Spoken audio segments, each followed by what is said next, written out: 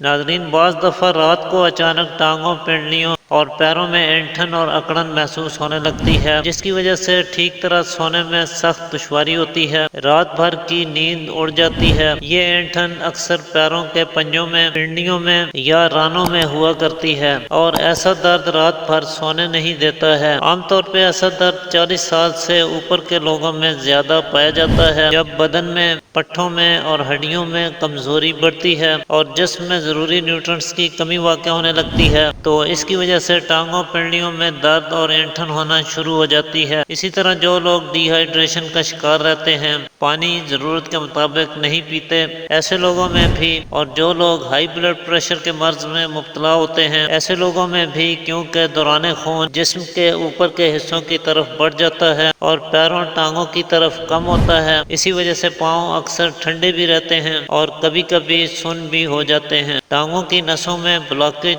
یا نسوں کا دب جانا اور نسوں کی کمزوری بھی اس کی وجہ ہو سکتی ہے۔ اس کے علاوہ جو لوگ دن بھر کرسی پر پیر لٹکا کر ایک ہی پوزیشن میں بیٹھے رہتے ہیں، یا جو لوگ ایک ہی پوزیشن میں زیادہ دیر کھڑے رہتے ہیں، اور ایسے لوگ بھی جن کا وزن بہت زیادہ بڑھ جاتا ہے، ایسے تمام لوگوں کے پیروں پر دباؤ زیادہ پڑتا ہے، جس کی وجہ سے ٹانگوں میں درد، اینٹھن اور سوجن جیسے مسائل پیدا ہوتے رہتے ہیں۔ اسی طرح جو لوگ جسمانی محنت نہیں کرتے، پیدل چلنے سے گریز کرتے ہیں اور ایکسرسائز بالکل نہیں کرتے، ایسے لوگوں کو بھی اس شکایت کا سامنا کرنا پڑتا ہے۔ تو ناظرین، یہ اس کے بنیادی اسباب ہیں۔ ان میں سے جو بھی سبب ہو، سب سے پہلے اسے دور کرنے کی کوشش کریں، اور ساتھ ہی اس ویڈیو میں بتائے گئے گھریلو نسخوں میں سے کسی بھی نسخے کا استعمال کریں تو آپ کو بہت جلد اس مسئلے سے نجات مل جائے گی۔ آگے چلنے سے پہلے جلدی سے ویڈیو کو لائک کر دیجئے، کیونکہ آپ کے ایک لائک سے، آپ کے پیار سے ہماری حوصلہ افزائی ہوتی ہے۔ ناظرین، اس کے علاج کے لیے ایک تو آپ پیروں اور ٹانگوں کی مالش ضرور کریں۔ ایسا کرنا آپ کو سب سے زیادہ فائدہ پہنچاتا ہے، کیونکہ جب آپ مالش کرتے ہیں تو اس سے ٹانگوں میں دوران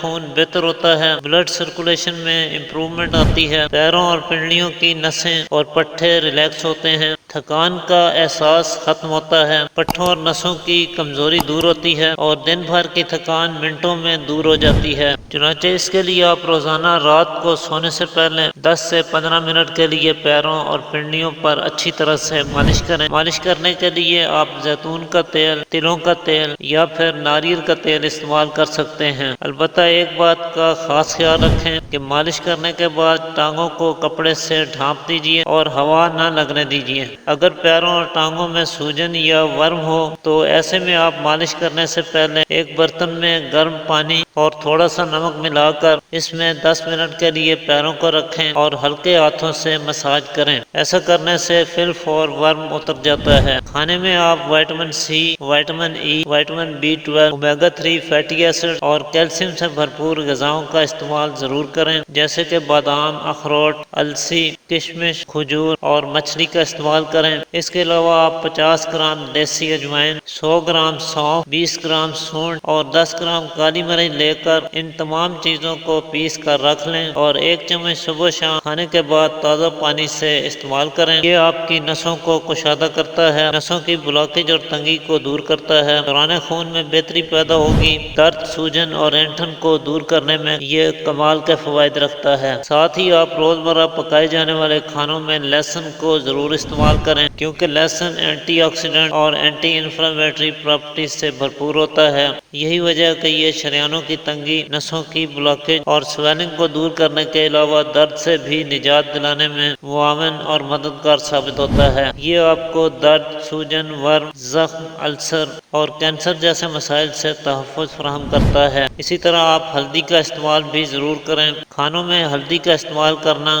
آپ کو کئی خطرناک بیماریوں سے محفوظ رکھتا ہے، کیونکہ ہلدی ایک قدرتی پین کلر کے طور پہ کام کرتی ہے۔ اس کا استعمال کرنے سے درد میں تو راحت ملتی ہی ہے، ساتھ ہی یہ سوجن اور ورم کو بھی دور کرتی ہے۔ جن لوگوں کی ٹانگوں میں یا پنڈلیوں میں درد اور اینٹھن ہوتی ہے، ایسے لوگ ایک گلاس گرم دودھ میں 1 گرام ہلدی ملا کر بھی پی سکتے ہیں۔ تو آج کے لیے اتنا ہی ناظرین، امید کرتا ہوں آج کی ویڈیو آپ کے لیے مفید ثابت ہوگی۔ اسی کے ساتھ اجازت چاہتا ہوں، اللہ حافظ۔